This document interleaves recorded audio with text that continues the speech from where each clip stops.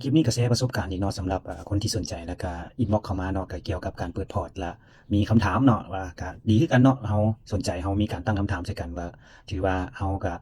สนใจเติบเนาะเพราะว่าน้องกำลังเรียนอยู่ที่มหาลัยเนาะเพราะว่าอายุก็20ปลายแล้วก็คือเกี่ยมดีแล้วเนาะมีความคิดแนวนี้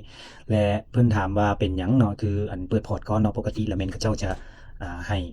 เรียนก่อนเนาะแล้วจึงค่อยเปิดพอร์ตแล้วจึงค่อยเริ่มลงทุนอันนี้ก็ขึ้นนำเป้าหมายของเฮาเช่นเดียวกันเนาะเฮามีเป้าหมายแบบใดเนาะ คือเจ้าไปเรียนเนาะแน่นอนเนาะราคาคิดว่า100กว่าๆอัปเนาะแบบบ่อน200 300เนาะแต่ว่าบางคนเนาะเราสังเกตเห็นแล้วส่วนใหญ่นี่เขาเจ้าบ่ได้อยากไปเรียนอยากไปหยังเนาะเขาสามารถเบิ่งเองติดตามเองได้เนาะหรือว่าซื้อปึ้มมาหัวเดียวเนาะประมาณแสน2แสนเนาะเขาเจ้าก็สามารถศึกษาได้เขาเจ้าล่ะสนใจที่ว่าเฮ็ดจังใดสิเปิดพอร์ตให้สำเร็จสิเอาเงินเข้าให้สำเร็จสิสามารถซื้อหุ้นได้สำเร็จเขาเจ้าสนใจเท่านี้ก่อนเนาะสำหรับคล้ายๆกับว่าเกี่ยวคือกับตัวเองนี่แหละเนาะที่ว่าเรามีรถเนาะแล้วเราอั่นสิขี่หรือบ่ขี่ก็อีกเรื่องหนึ่งเนาะ มีรถเฮาสิขี่หรือบ่ขี่แต่แม้เฮามีก่อนเนาะแล้วต่อไปเฮาอยากฮู้ดอกเนาะพวงมาลัยเปิดไฟใส่เจียร์อิหยังจังใดต่างๆเนาะแล้วเฮ็ดให้เฮาสามารถขี่ไปได้ก็แม่นขึ้นนำเฮาเองแล้วตัวนี้ก็คิดว่าคือสิแม่นคำตอบให้กับแต่ละคนเช่นเดียวกันที่ว่าติดต่อมาเนาะว่าเป็นหยังคือบ่เรียนก่อนเนาะเป็นหยังคือ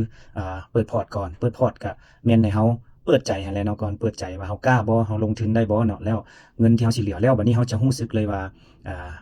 เราจะใช้เงินจังใดเนาะเพื่อเราสิเอามาเติมส่วนนี้แล้วหลังจากที่ว่าเราเปิดสำเร็จมันก็รถจอดไว้เฮือนน่ะเนาะจังใดเราก็ต้องได้แอบขี่จังใดเราก็ต้องได้แอบไปเช่นเดียวกันเนาะตัวนี้สำหรับคลิปนี้ถ้าผู้ใดสนใจก็กดอินบ็อกซ์มาได้เลยขอขอบใจ